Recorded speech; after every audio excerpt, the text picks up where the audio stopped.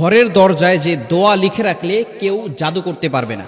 আমাদের সমাজে কিছু মানুষ আছে যারা বিভিন্ন সময় আমাদের কাছের মানুষ যারা আছে তাদেরকে ব্ল্যাক ম্যাজিক করে থাকে, জাদুটোনা করে থাকে, কুফুরি কালাম করে থাকে এবং বদনজর এটাও কিন্তু সত্য। নবীজি সাল্লাল্লাহু আলাইহি ওয়াসাল্লাম নিজে জানিয়ে দিয়েছেন, আল আইনু হাক্কুন, বদনজর এটা সত্য। সুতরাং অনেক সময় বিভিন্নভাবে ক্ষতি করার জন্য ব্ল্যাক ম্যাজিক, জাদুটোনা, কুফুরি কালাম করে থাকে। বিশেষ করে এগুলো কয়েকটি কারণের জন্য করে। এক নাম্বার হচ্ছে হিংসার কারণে করে, যাতে করে আপনি আপনার লাইফে ডেভেলপ করতে না পারেন, উন্নতি করতে না পারেন। দ্বিতীয় নম্বর হচ্ছে শত্রুতার কারণে করে, আপনার সাথে দুশ্মনী হয়েছে, কোনো কথা কাটাকাটি হয়েছে, বাস আপনাকে ক্ষতি করবে, বিভিন্নভাবে আপনাকে অসুস্থ করে ফেলবে, যাতে করে আপনি আপনার লাইফে ডেভেলপ করতে না পারেন, উন্নতি করতে না পারেন। এবং বিশেষ করে অনেক সময় দুশ্মনী করে, শত্রুতামি করে এই ধরনের কাজ করে। এই জন্য আমাদেরকে অনেক সময় সতর্ক থাকতে হবে। কি কি লক্ষণ দেখলে বুঝবেন যে আপনার উপরে ব্ল্যাক ম্যাজিক করা হয়েছে, এটা একটু বলে দেই, তারপরে আমি সেই আমলগুলোর কথা বলে দিব। এক নাম্বার হচ্ছে স্বামী স্ত্রীর ভিতরে ঝগড়া লেগে থাকে। দেখবেন স্বামী স্ত্রীকে দেখতে পারে না, স্ত্রী স্বামীকে দেখতে পারে না, অলওয়েজ ঝগড়া লেগেই থাকে, একজন আরেকজনের কথা সহ্য হয় না, সন্তান পিতামাতার কথা শুনতে পারে না, পিতামাতার কথা সন্তান শুনতে পারে না, বিভিন্ন ধরনের অসহ্য ফিল হওয়া এবং বিভিন্ন সময় অসুস্থ হয়ে থাকা। দুই নাম্বার হচ্ছে একের পর এক অসুস্থতা আছে, একবার মা অসুস্থ হয়ে যায়, একবার বাবা অসুস্থ হয়ে যায়, আর মার সবসময় অসুস্থতা লেগেই থাকে।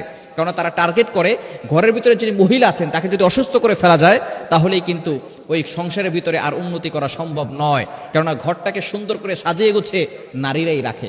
সুতরাং অসুস্থতার প্রবণতা যদি বেড়ে যায় এবং বিশেষ করে মাথা ব্যথা করা এবং ঘরের ভিতরে ভালো লাগে না, কোনো কিছু করতে ভালো লাগে না, ইবাদতে মজা আসে না এবং কারোর সাথে কথা বলতে ভালো লাগে না, মেজাজ খিটখিটে হয়ে যায়, এই ধরনের আলামত যদি আপনি দেখেন তাহলে মনে করবেন যে আপনার ঘরের ভিতরে কেউ হয়তো ব্ল্যাক ম্যাজিক করে, জাদুটোনা করে, কুফুরি কালাম করে আপনাকে ক্ষতি করতে চাচ্ছে।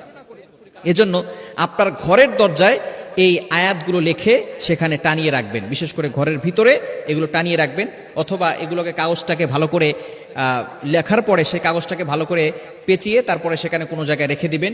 ইনশাআল্লাহ ঘরের ভিতরে কেউ জাদু করতে পারবে না। নাম্বার ওয়ান, এক নাম্বার হচ্ছে আয়াতুল কুরসি। আয়াতুল কুরসি হচ্ছে জিনদের সবচেয়ে বড় মহা ঔষধ এবং ব্ল্যাক ম্যাজিক, জাদুটোনা, কুফরি কালামের সবচেয়ে বড় ঔষধ হচ্ছে আয়াতুল কুরসি। সূরা বাকারার 255 নম্বর আয়াত, 3 নম্বর পারার 11 নম্বর পৃষ্ঠার 8 থেকে 12-13 নম্বর লাইন পর্যন্ত রয়েছে। সূরাতুল বাকারার 255 নম্বর আয়াত, এই আয়াতটি আমরা লিখব। এবং সূরাতুল ফালাক এবং সূরাতুন নাস, এই সূরা ফালাক এবং সূরা নাস এমন সময় নাজিল হয়েছিল, নবীজি সাল্লাল্লাহু আলাইহি ওয়াসাল্লামের উপরও ব্ল্যাক ম্যাজিক, জাদুটোনা করা হয়েছিল।